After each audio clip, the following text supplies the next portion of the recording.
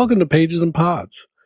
This episode is titled The Undines, A Journey from Myth to Living Spirit. We'll follow the transformation of the water spirit from the ancient Greek vision of the Naiads, those radiant daughters of the river gods, to Rudolf Steiner's profound understanding of the Undines, the elemental beings who carry the living intelligence of water itself. Close your eyes and listen. There's the sound of moving water, soft, alive, whispering against stone. That sound has been speaking since before memory, and in the beginning, the Greeks gave it a name.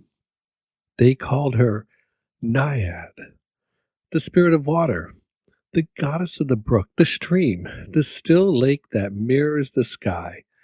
She was not a symbol. She was presence.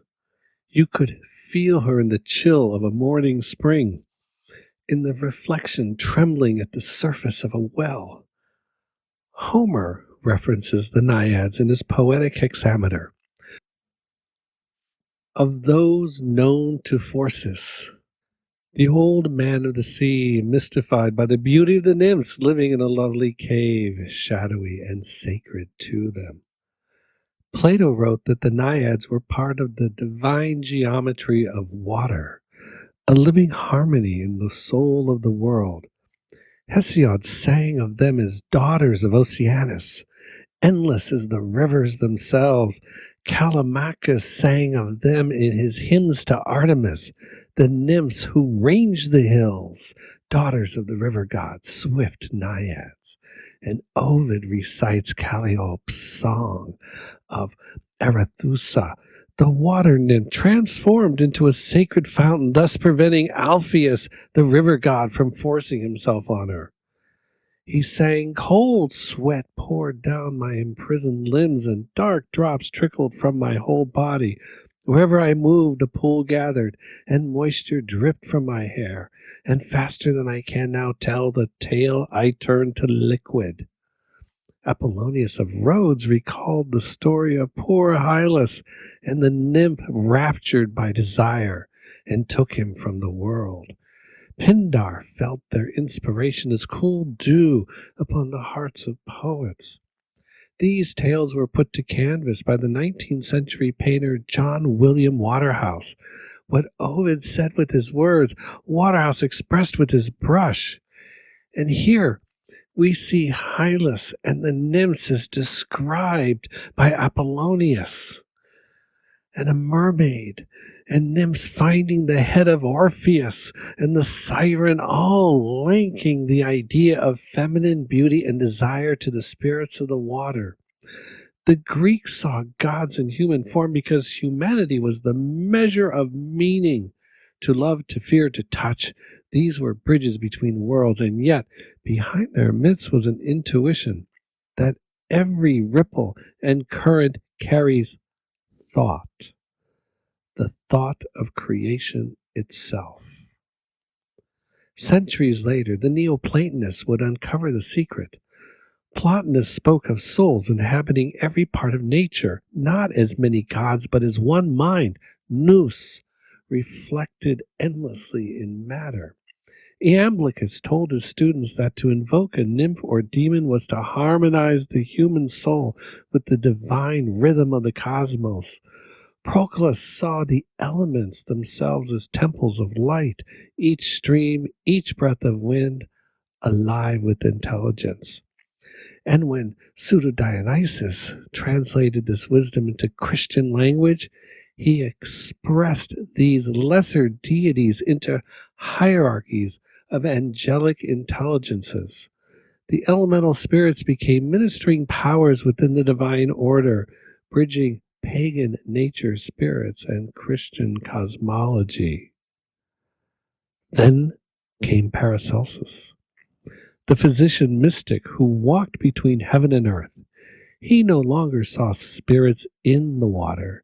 He saw water as spirit, and he called them Undines, the soul of liquidity itself, intelligent currents moving through the veins of the world, The Undine, he said, longs for the warmth of the human heart. Through love, through awareness, she gains immortality.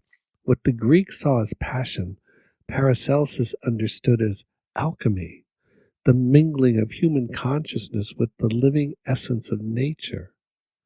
And then Jacob Boehme took up that torch, uniting Paracelsus' elemental world with Christian theosophy. For him, these beings were not remnants of pagan fancy, but expressions of divine will.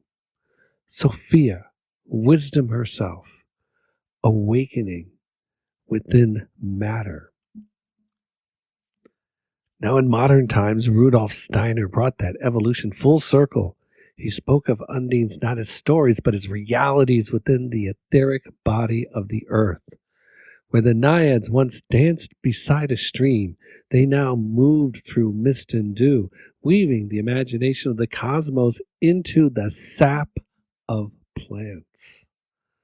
They are the artists of growth, the dreamers who carry divine ideas into living form. Gnomes think within stone.